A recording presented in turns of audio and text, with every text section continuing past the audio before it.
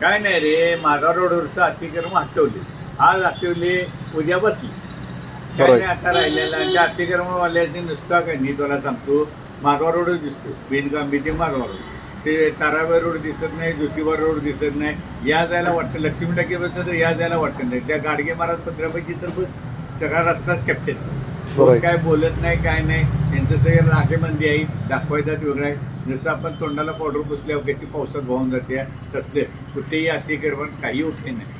हे तुला सांगतो की नाही, कोल्हापूर शहर नाही आहे, हे कोल्हापूर खेडा आहे.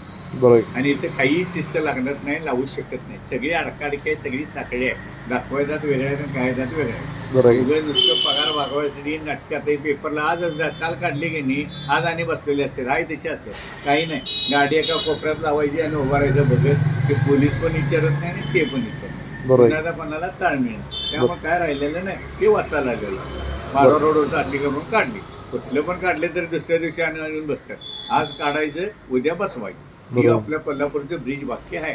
आणि कोल्हापूर शहर नाही, कोल्हापूर खेडच आहे.